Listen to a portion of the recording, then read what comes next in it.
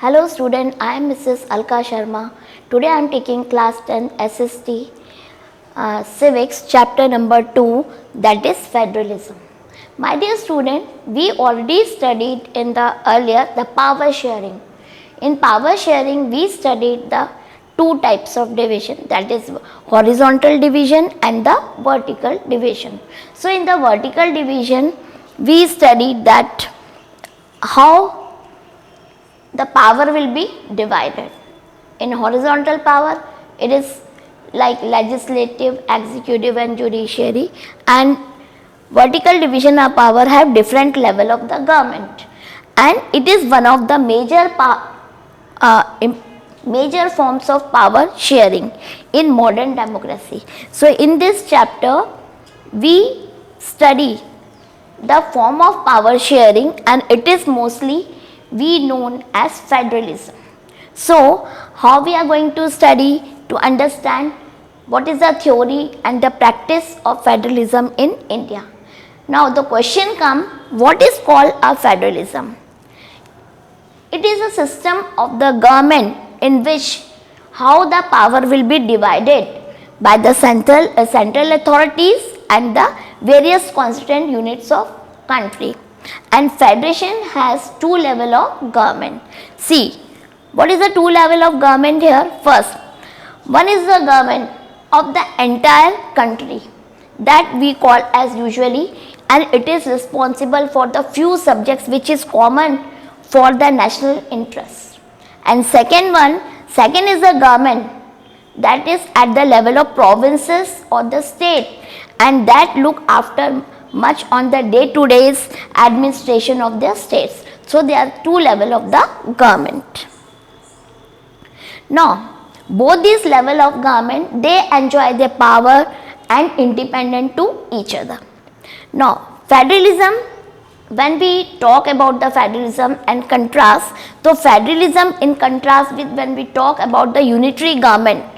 So what is the difference in that? You see, under the unitary system, either there is a one level of government, or they are having subunits or subordinates to the central government, and they can pass an order to the provincial or local level of the government, and they have to follow. But what is the difference between federal level of system? In federal system, the central government cannot order the state government to do something, means the state government has power of its own, and which it is not answerable to the central government. But do you know, both these governments are separately answerable to the peoples. No, it is an important. See, when we talk about this, the key features of federalisms, so see, the federalisms, there are different type of government, level of the government. Sometimes there are two level of governments, and now it is of three level of tier system of the government. Now, first, earlier it is having, there are two or more level of government. Two level tier of the government means union government or state government, and next one is the state government.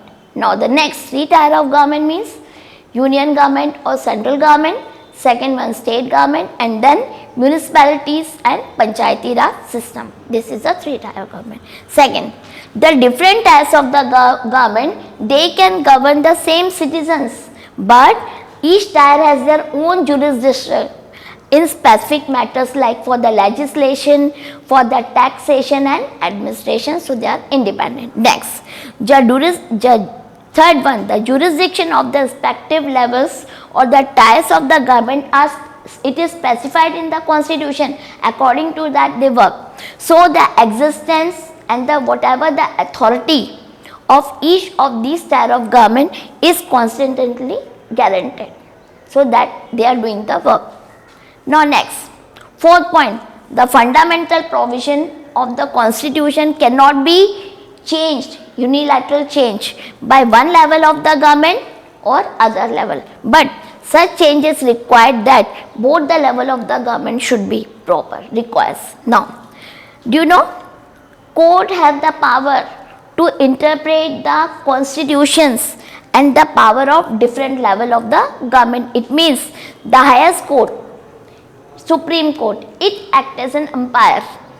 If there will be dispute arise between different level of the government in the exercise respective power, so who is there? It is a Supreme Court who can watch and give the judgment. Now, sources like the sources of revenue for each level of government are clearly specified to ensure its financial autonomy. The state have their own financial autonomy, so whatever the financial where they want to use for the development, that is independent. Next, federal system has dual objectives. What is the main here is to safeguard and promote unity of the country. That is the main aim of this federal system of the country. See, while at the same time they accommodate regional diversity also.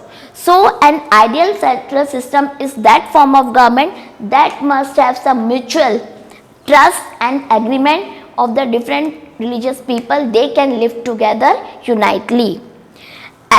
So how the exact balance of power between central and state government will be done. So you see, the exact balance of power between the state and the central government are differ from one federation to another. So how we can see in the two ways. So federations are formed by the two ways, first type and second. See the first type.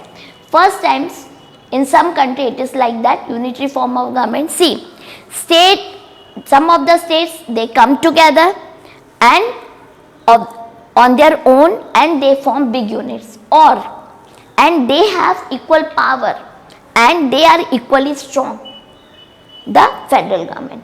So they are coming together, and so that they are pulling their sovereignty and retaining identity.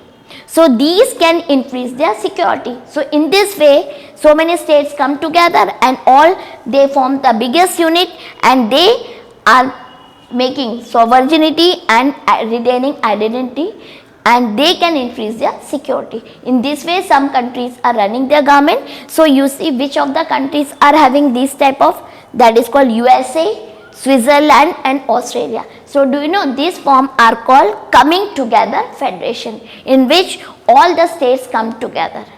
Next, second one is, in second type, the central government tends to be more powerful than the states, like our India. See, here a large country decide to divide the power between the constituent states and the national government. So in India, Spain and Belgium, we are having the holding together the federations. So in India we are having holding together federation.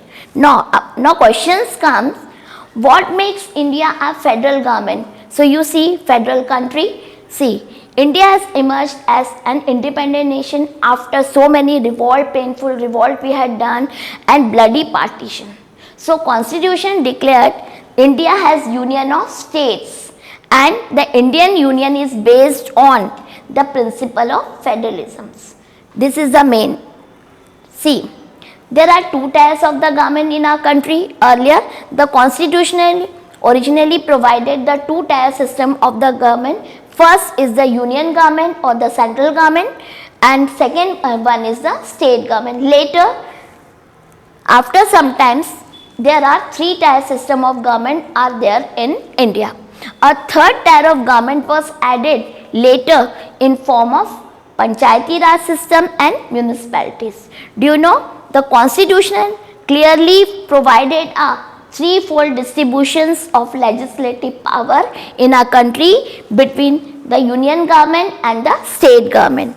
Now what type of, see, the subjects they can use for running this properly. So we are having three lists are there, union list, then second one is state list, and third is concurrent list, and one more is called residuary list. What is called the union list? See, it includes the subjects, those subjects which are having national importance. So they can under the control of state government or union government, and they can make policies and rules for that. See, these are, first one is the defense. security of the country. Second one, foreign affairs, whatever the affairs related with foreign countries, that should be managed by these. Banking, communication and the currency. So what are the main lists? Defense, foreign affairs, banking, communications and currency. For this the country have to make some uniform policies on these matters throughout the country. So the union government alone can make the laws related with these lists and subjects that is mentioned in the unit list. Next is the state list. It contains the subjects that are for state and the local importance like police, trade, commerce, agriculture and irrigation. So here the state alone can make a law relating to the subject mentioned in the state list. Next, third one is the concurrent list. Do you know? It includes the subjects which is common interest for both union government and the state government. So which are the subjects which is common for both union and state government? That is like education, whatever the policies they have to make related with the educations, forest, trade, unions, marriage, adoption and succession. On these subjects, both these are making together these, and both the union and the state government can make laws on these subjects. This is called concurrent list. Now see, but what happen? Can all will be do the law? Suppose there will be conflict, what will happen? So if there is a conflict with regarding this law, so the law made by the union government will be prevail. So which law will we accept? Which is made by the union government. The leftover subjects, like what happened, these lists are made when we are writing our constitution, but there are some of the new lists came which after the constitutions, so that we put in the residuary list, like the subjects like computer or software that came after the constitutions were made, and so we had given the name that is called residuary subjects. Do you know the union government has the power? Union government has the power to legislate these residuary subjects.